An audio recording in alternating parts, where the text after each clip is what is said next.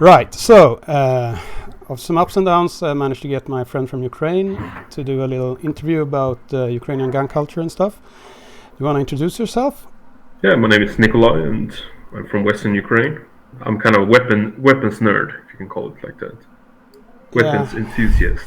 Yeah, this is a little gun tuber channel for all weapon nerds all over, and I'm certainly one in Sweden, as much as one can be in Sweden. Yeah. So we have some prepared questions we're gonna go back and forward with. So obviously civilian gun ownership is, I'm not gonna discuss how that looks like right now for obvious reasons, but how was the weapon culture for civilian gun ownerships before all this? Well, it's basically we have I guess you would call it like different sort of organizations that was focusing about guns. It depends on what is the need for this gun for you. For example, you can is it for hunting or target shooting or for collection? The collection one is like the biggest one in Ukraine. We have a huge society basically about just collecting weapons. It's probably like 50,000 members inside Ukraine, and it's quite big. And this is mainly a collection of deactivated weapons and some other things basically. But these are also like plugged weapons, like you can still shoot blanks with them. You can't fire live ammunition. I think there was something similar in Slovakia, at least in the 90s and a big part of the early 2000s, where they put a pin in the barrel so you can fire blanks, but you couldn't actually fire live rounds. Unfortunately, that's not a good way to deactivate firearms, so the European Union changed those rules. Of obvious reasons. Yeah. So what kind of shooting organizations is there in Ukraine? Well, we have we have a military one, which is kind of the biggest one, especially for the moment, which is people who is like reserve officers and military guys in general that have a special permission to keep military styles weapons, as we call them, as they're a military caliber. How do you define a military style weapon? Well, everything, if the caliber is basically in the army, it's the same caliber as the army uses. It's a military caliber, and these are kind of regulated in a way that normal civilians can't own them if you don't have a special reason to own them. But for example, 7.62 x39, it's not considered a military caliber anymore, and you can just go to basically a gun store and buy them. As we have our main basically gun dealer in Ukraine is called ibis.ua, which is biggest gun store basically, and you can just go there and buy a Fort Ukrainian produced Kalashnikov basically for hunting or for other reasons.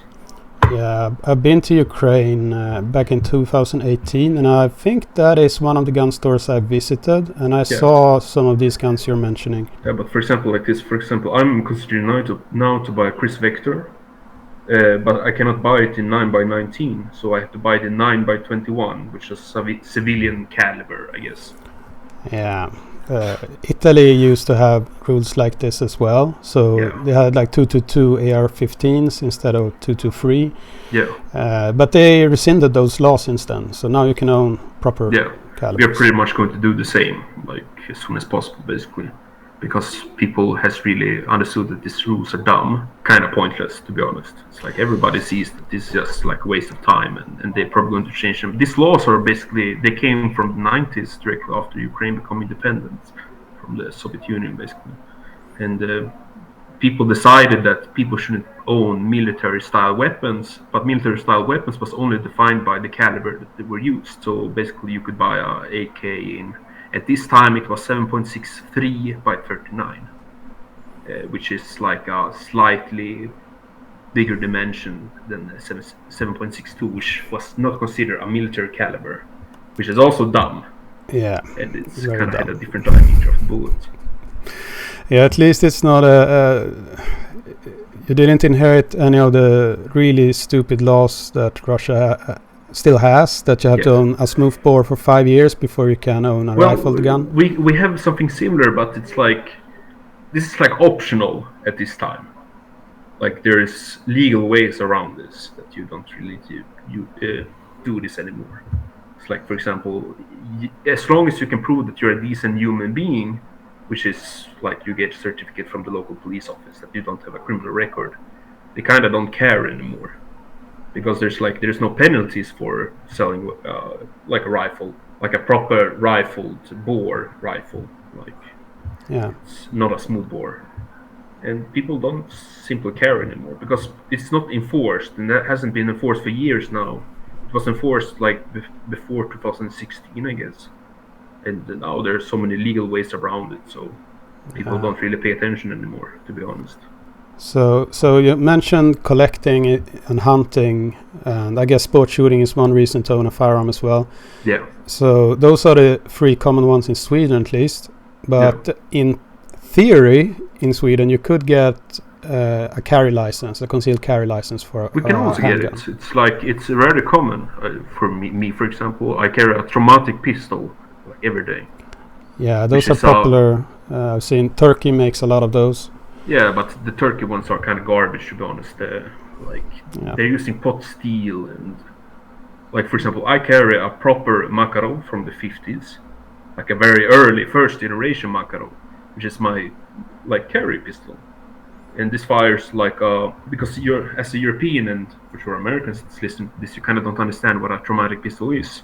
It's basically firing a extremely hard rubber ball that's really painful and can actually kill you very easily if you got shot in the head with. And this is a very common thing that I see them all the time, that you can always see like who is carrying when you walk in the streets, because they're always like, well, they kind of look like us, to be honest. Like they're gun guys, I see it right away. But you, of course, you also need to have a proper reason why to carry it. It's like self-defense, but of course, who are you to carry it? Are you a journalist, or are you in a governmental? Do you have some governmental work that can prove that basically you have to have a reason for it? But there's plenty of reasons to choose from, and of course, if you want, you can just open your own newspaper and I'm this director of this newspaper, and I need a gun. I can imagine. In Sweden, it's if you're a civilian, you just forget about it. You have to basically protect politicians or something for a living to be able to get that license here. But I did visit Bulgaria, and I talked to guys in gun stores there, and they said that 100,000 plus people in Bulgaria has a concealed carry license for actual live handguns. So and that varies a lot in Europe, actually, from not being allowed at all, of course, and to actually not being a big deal. So you mentioned like reservist shooting or officer shooting, something with the military.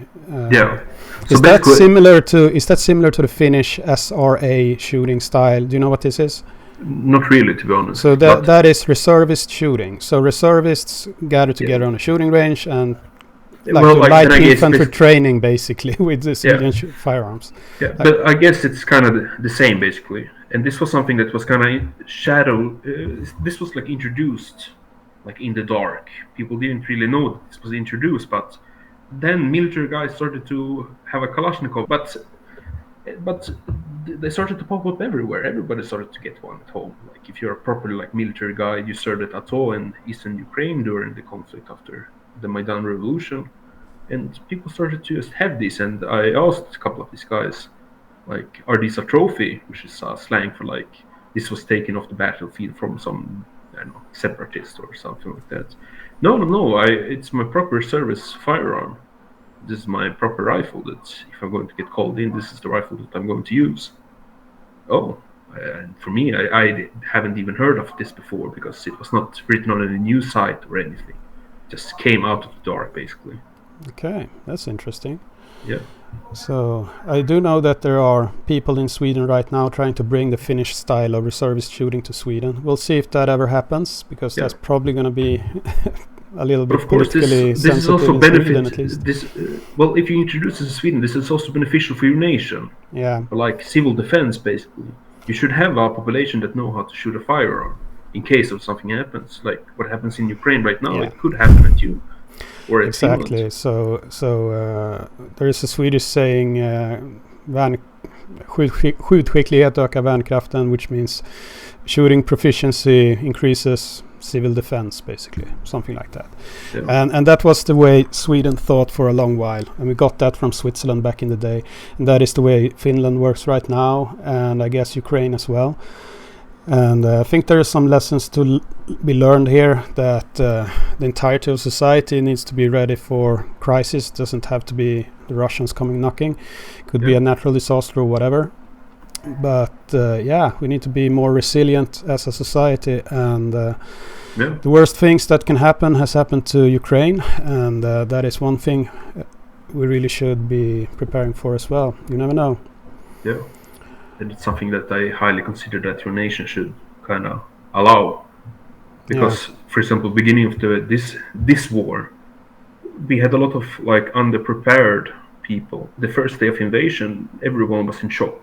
Basically, we didn't have enough soldiers, basically, and we took the desperate solution to kind of just give it out to anybody who wanted to defend Ukraine, especially like people in your area, like militiamen. Yeah, fortunately that worked out so far. We'll see. Give it a few months and we can talk again.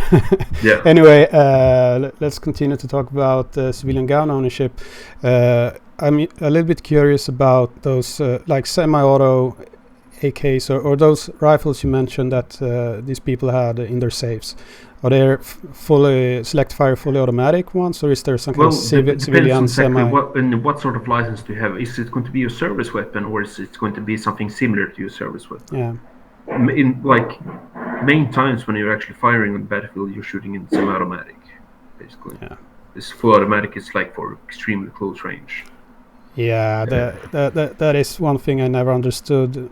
Different governments all over the world having a thing for fully automatic fire being this super naughty thing.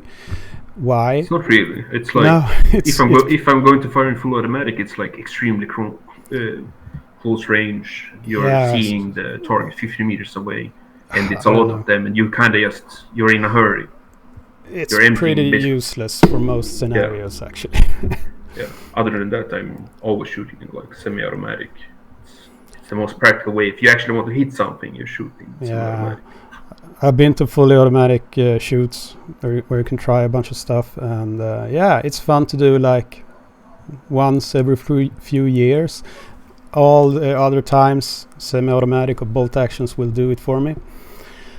Yeah. So, is there any limits on ammunition other than those what we already discussed, like amount of ammunition, anything like that? No, people don't care about that at all. But it's like, if it's a military caliber, it's kind of like, it's a very gray zone at the moment. It's like, there is a law that should be enforced that's people not enforcing. And they are actually proposing to change the law of this also, that you should have military style calibers, like basically guns, that nobody cares. And this is probably going to change during this war, more of necessity than anything else. Yeah. Just pure necessity and pragmatic politicians will make laws be better.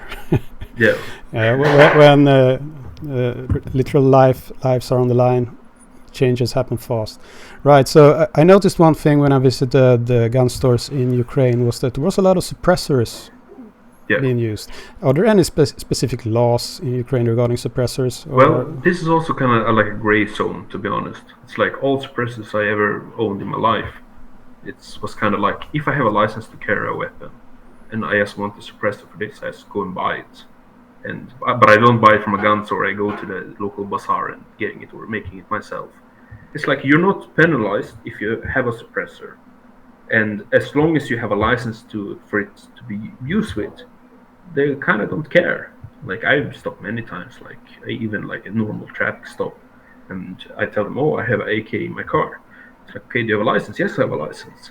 Okay, and they can see the suppressor, and they kind of don't care. And I think once I was asked, do you have any permission to carry this? I have a license to, but this was a 7.62 expect 39 suppressor. Kind of poorly made one, to be honest, but it was functioning.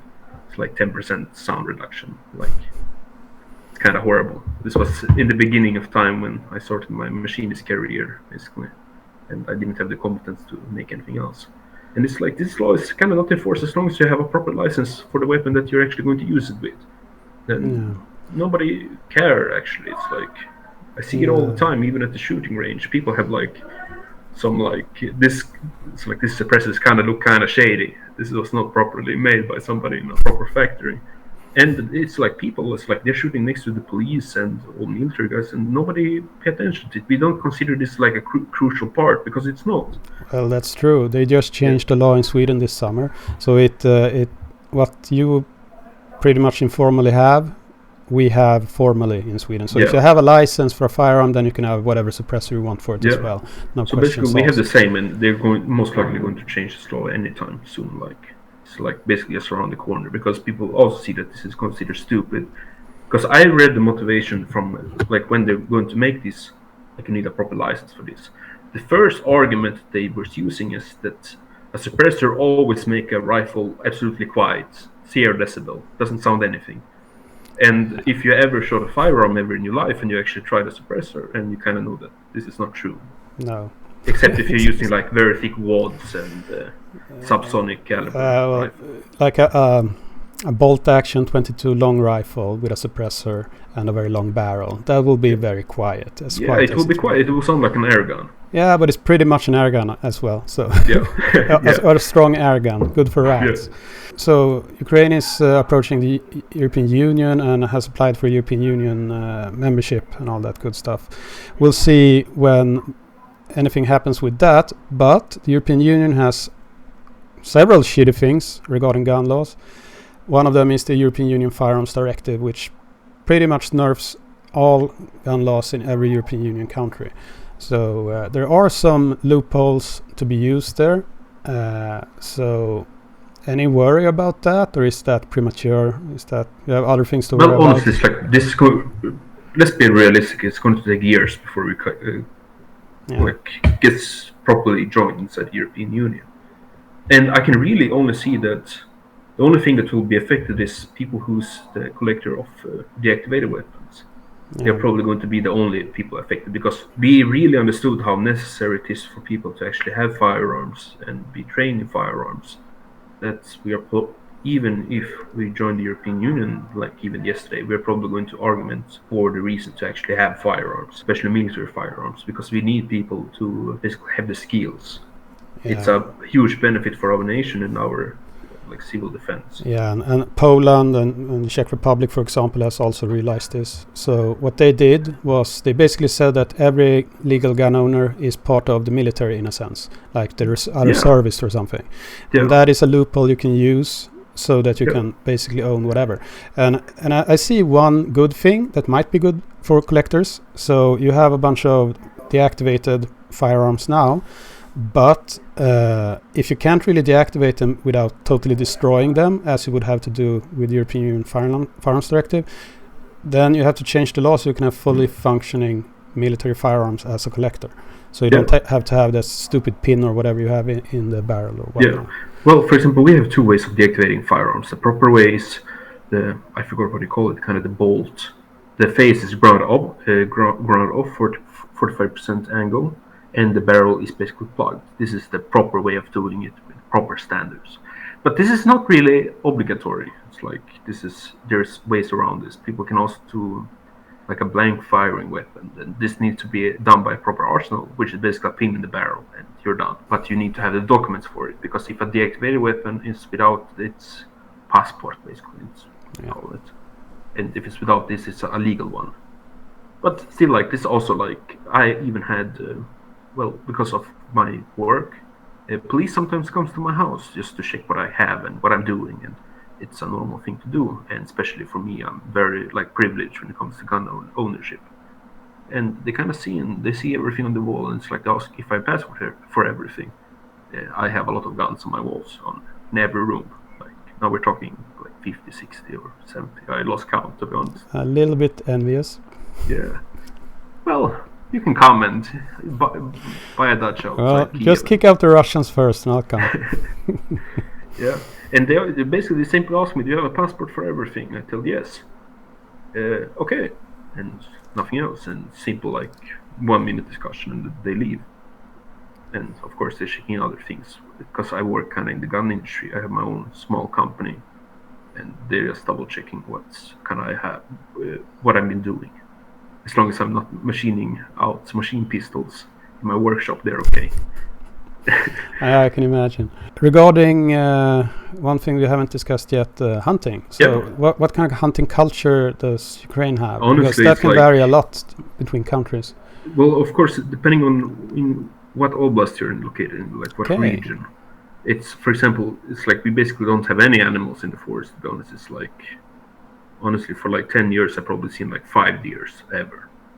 Like this, what I've seen in 10 years. We don't have, but we have a lot of like bird shooting, which is the most common one in Ukraine, because we have plenty of them, and it's like if you're going hunting for a deer, for example, you're probably going to find once every year. Basically, there is like an extreme lack of them, mainly because of people like hunting without the license. This has been a huge problem. So there's poaching. Yeah, a lot of poaching, especially in the 90s, especially during the economical situation, how it looked like in Ukraine in the 90s was quite depressing.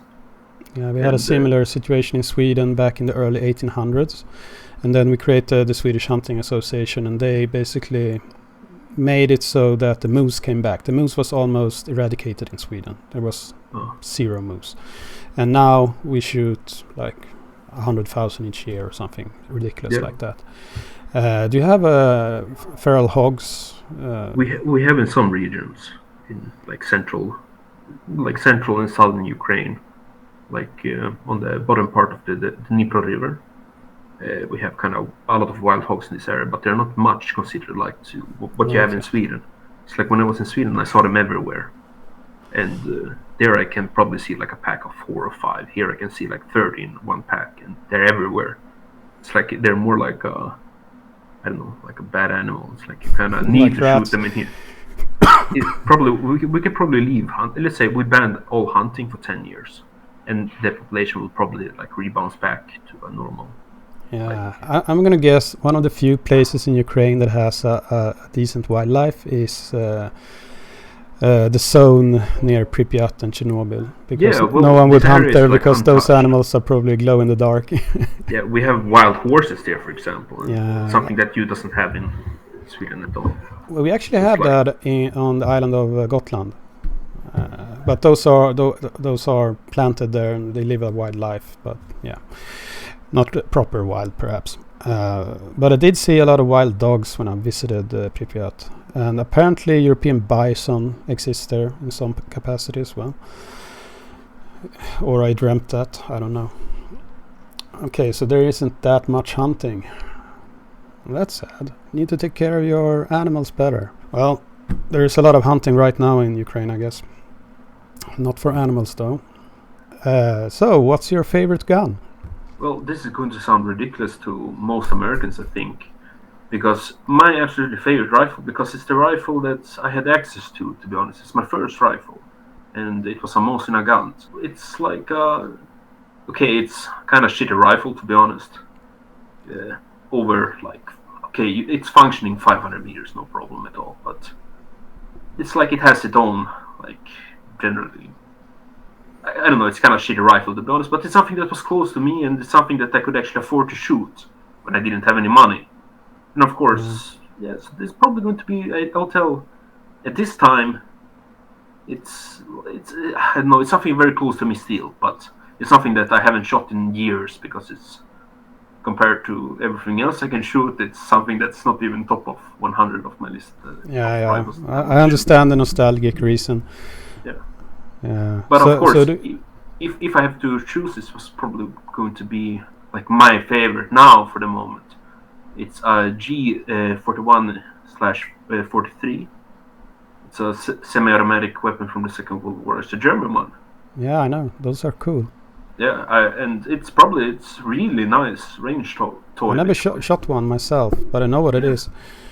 The only thing that's bad, it's bad of the design. It's kind of like the mechanism of it kind of breaks easily, and I repaired mine like multiple times. I made new parts for it and things. But it's a really fun, like, range toy, basically. Is it 8mm? Yeah, it's 8mm Mauser. I think it's 7.92x.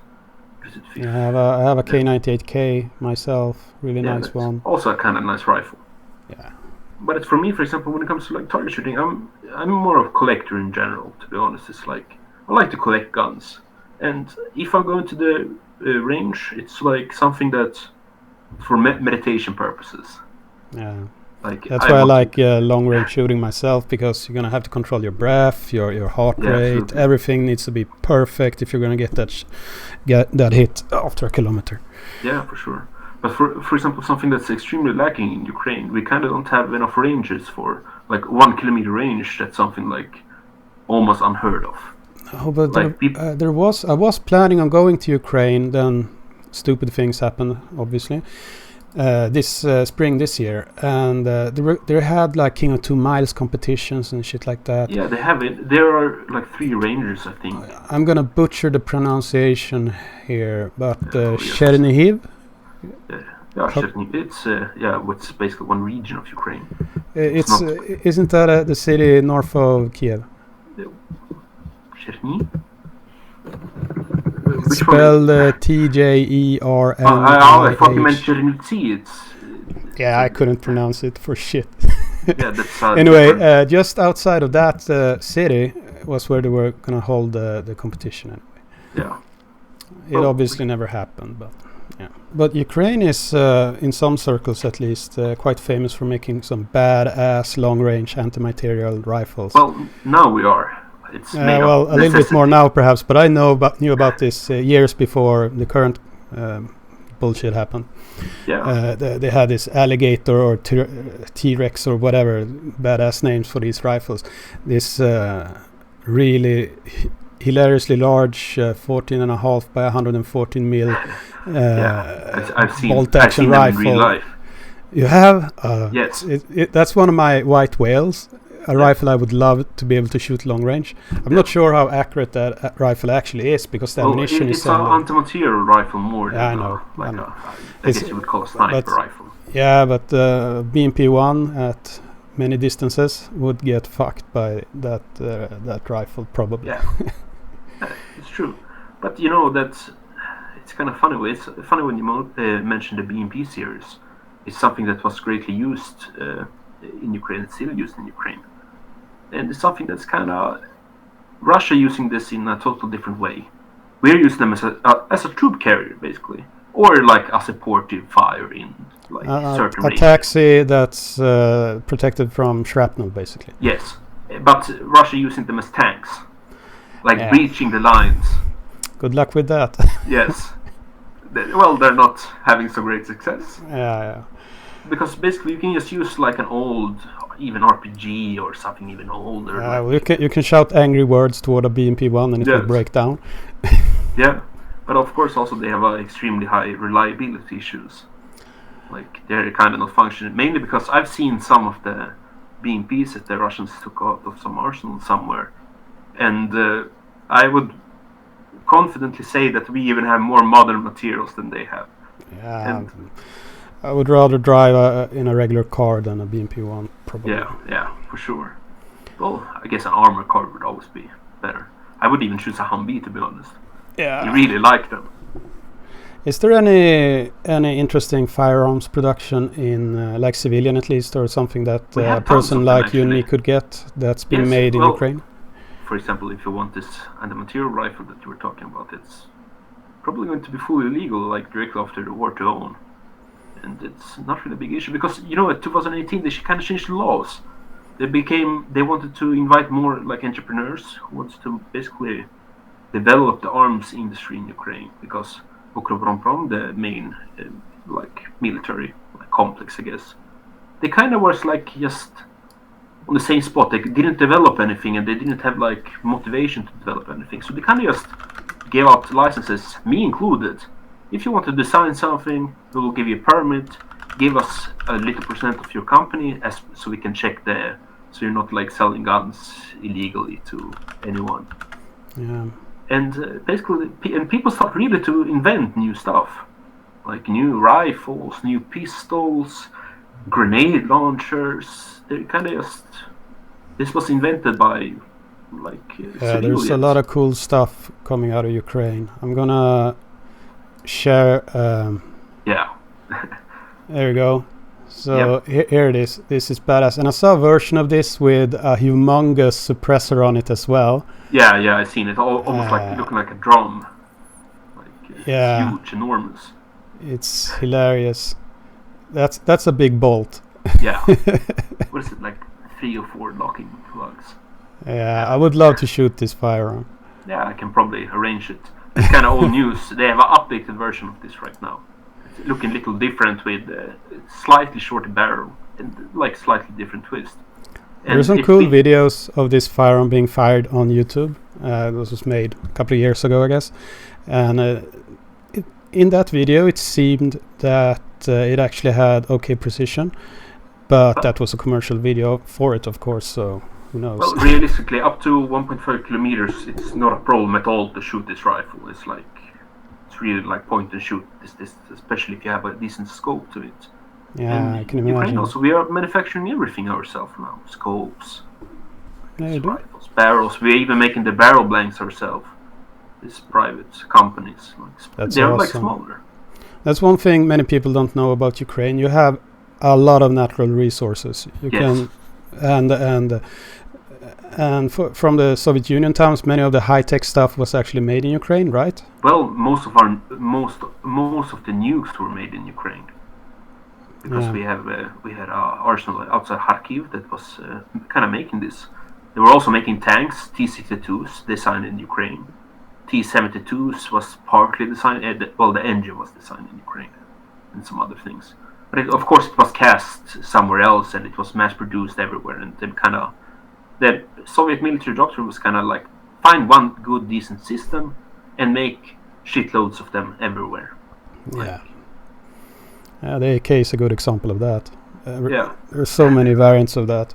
Is there a Ukrainian variant of the AK? There is Fort. It's called Fort. Okay. This is like Ukrainian version of produce of the AK. I didn't know this. That's cool. Well, it's like this, and there's like a niched amount of people that's actually collecting these also. And the 90s produced ones are kind of like, I would take the cheapest Chinese knockoff any day of this one. But after the 2000s, they are like proper military spec firearms. Okay. I guess you would call it like they're very high tolerances, because we base on our philosophy of making them from the Finnish one. The Finnish Valmet. Okay. Of when it comes to the tolerance issues. Okay. So it's like, that's awesome. Yeah. Is there anything differentiating it from a regular AKM? Is it 7.62 or 5.45? Both. Both. Okay. So the civilian one is 7.62 by 39, and then we have the military one. But it's a good rifle in general. It's like a functioning with slightly higher tolerances than your normal AK that you can buy, like a Bulgarian one or something like that. It's decent rifle, and I recommend after the war, when we start exporting them, hopefully to America and European Union, that you should get 2 of them at least. Yeah, one for each hand. Yes. Yeah. That's important, so we can go akimbo. Yeah. All right. I don't have that much more to discuss right now, but if we figure something out, we might do this again, I guess. Yeah, sure. And it's like, hopefully you can come to my city. I live in the western part of Ukraine. It's like, it's kind of between Ivano-Frankivsk and Lviv. Yeah. And you're welcome to come and see. Yeah, of course. I'll be on the next plane and boat or whatever as soon as the Russians are kicked out. Yeah, but like I said, if you come tomorrow, we will give you a free uniform and a free of your picking. Yeah, and as I answered when you said that, I'm allergic to 545 and similar stuff. Yeah, most are, but it will harden you as a person. So yeah. Okay. So I saw this really stupid meme once. Where it said, I'm shooting myself in the foot with 22 long rifle and I'm working up my immunity to 308. Yeah, I found it's like we have our own Telegram group. It's like, it's not written in English, but it's like it's like a photo of a Russian serviceman.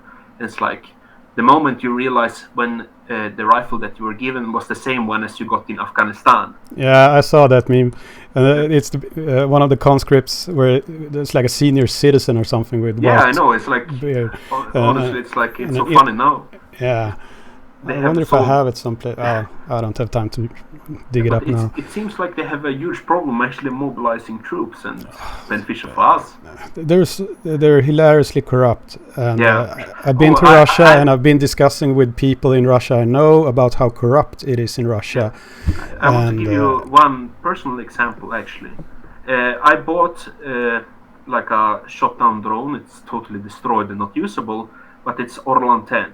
It's this like a reconnaissance drone. Yeah, I know. I've seen the pictures of them.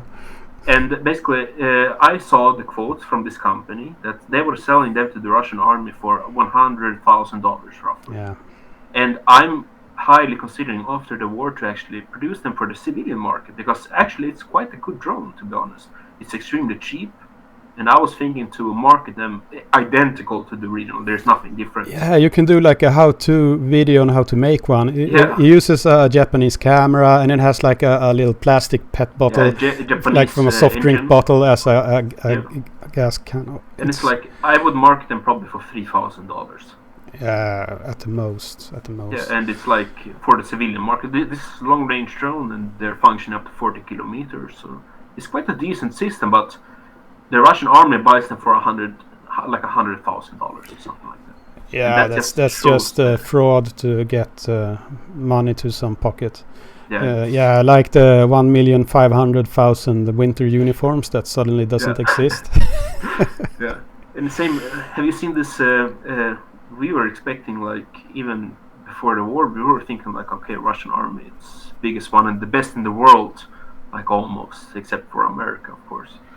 And when we kind of faced them, especially like in the beginning of war, and we kind of saw how shitty armor they were. Like, honestly, it's like I've seen personal example that of bulletproof vest that was given out to Russian soldiers, and it's not bulletproof at all.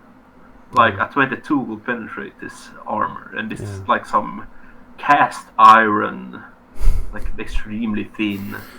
Oh dear.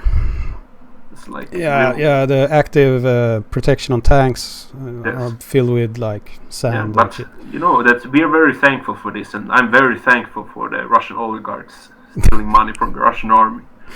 Oh, and it's the same like this. In the first, I came. This was probably like 5 days in start of the war, and I saw one. It's like it's a Ural truck. It's basically like a simple truck. And the wheels was made in the Soviet Union, and they were dry rotted in front of them. It was just abandoned. They need a lot of upkeep, those tires. If you have them parked in storage, you have to turn them every so often, so otherwise they will sag, and then when it on the side, when they will break. Yeah. And it's not just the old Soviet tires. It's they bought the cheapest shit they could find from China, and nothing has been. They didn't do any upkeep on anything, so it all just broke down immediately. It's ridiculous. It's ridiculous. Yeah, because it's different between. It's like different mentality-wise. We don't cheap out on our military. Basically, we give them kind of what they need, and it's like we are looking forward to like a future European partnership. We want to be European standard. We want to get away from this shitty corruption and things, and we actually buy proper stuff. Like we buying. When it comes to tires, you buy them from Poland, in this case for our vehicles. Yeah. And it's like they're holding up, and they're good for 10 years if you service. I've been to many different countries in Eastern Europe. I've been to Russia. And when I visited Ukraine, first I went to Belarus in Minsk, and that was bizarre. It felt like I went into some dystopian horror film. Yeah, like North Korea. And which it pretty much is. And then I flew from Minsk to Kiev, and suddenly it was an actual European city, except for the letters on the signs. I could have been in any major city in Europe. That's my experience, at least. So you're going in the right direction, obviously. Yeah, sure. Because you know that we're basically tired of this like corruption in general and this old Soviet mentality. We want to get away from this because people not happy with this. People is happy with individual freedom and like a European standard of living. It's like we are very hardworking and we want to earn our spot inside the European Union. we want to truly show that we can be a great beneficial part of the European Union. And we truly just want a chance to show it, basically. If you give us the chance, we will show that we can be a huge beneficial part for the European Union, also economical wise. Yeah, there's so many great opportunities here. Just the natural resources, this energy crisis. If Ukraine could have, if you had been able to build the infrastructure, if Russia hadn't destroyed it for you, then we wouldn't have any energy crisis. Let's just say that. For example, one thing that will be a probability directly after the war, we have a thing called the Yarsive gas fields. It's an eastern part of Ukraine. It's the biggest one in Europe, bigger than Norway's. Yeah. And we can probably supply the whole European Union with gas after the war. Yeah, pretty much. Of course, if you still want to go this route and not this electrical. It's going to be needed because it takes such a long time to build the nuclear power plants that's needed to be environmentally friendly and all that good stuff. Yeah, but to be fair, nuclear energy is the most, it's like environmental friendly thing that you can possibly do. It's better. Yeah, obviously. But the infrastructure for gas is already there in especially Germany. Yeah. So that's why. And for sure, also we have pipelines already. That's they've been there for a while. Technically they're part of the Russian that supply gas to Germany, but now they're ours. Yeah, that's a good place to end this, I think. Yeah. As I said, if we manage to get something fun otherwise to talk about, let's do that. Until then, have a nice day. One thing, I think we should do a gun show brag episode. Yeah. Let's do that when you have the opportunity. Yeah, I can probably do it next week.